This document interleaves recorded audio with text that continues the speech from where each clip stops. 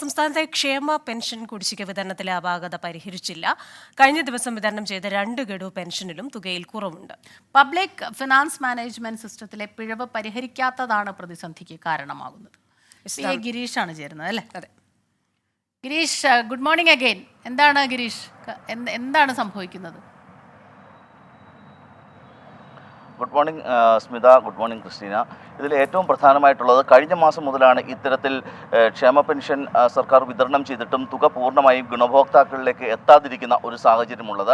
നേരത്തെ Smitha ചൂണ്ടിക്കാട്ടിച്ചതുപോലെ public finance management സിസ്റ്റത്തിലെ തകരാറിലാണ് ഇതിന് ഏറ്റവും പ്രധാനപ്പെട്ട ഒരു കാരണം. ഈ തകരാർ പരിഹരിക്കുമെന്ന കഴിഞ്ഞ മാസം തന്നെ കേന്ദ്ര സർക്കാർ അറിയിച്ചിരുന്നു. പക്ഷേ ഇത്തവണയും 2 ഗഡു ക്ഷേമ പെൻഷനാണ് ഇത്തവണ വിതരണം ചെയ്തത്. റംസാൻ വിഷു കാലത്തിന് മുന്നോടിയായിട്ടാണ് ഇത്തരത്തിൽ 2 ഗഡു ക്ഷേമ പെൻഷൻ വിതരണം ചെയ്യാൻ സംസ്ഥാന സർക്കാർ തീരുമാനമെടുത്തത്.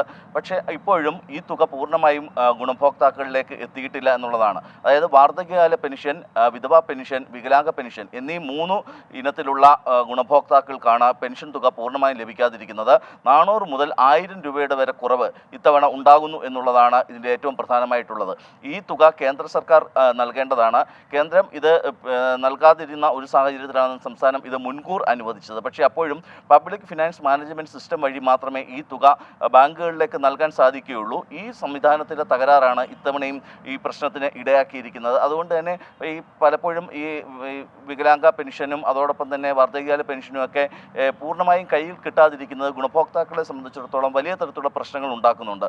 അത് പരിഹരിക്കണം എന്നുള്ളൊരാവശ്യം ഗുണഭോക്താക്കൾ കഴിഞ്ഞ തവണ തന്നെ ഉന്നയിച്ചതാണ്. പക്ഷേ അപ്പോഴും ഈ പ്രശ്നം ഇതുവരെ പരിഹരിക്കാതെ കിടക്കുന്നു എന്നുള്ളതാണ് വാസ്തവം. സ്മിത.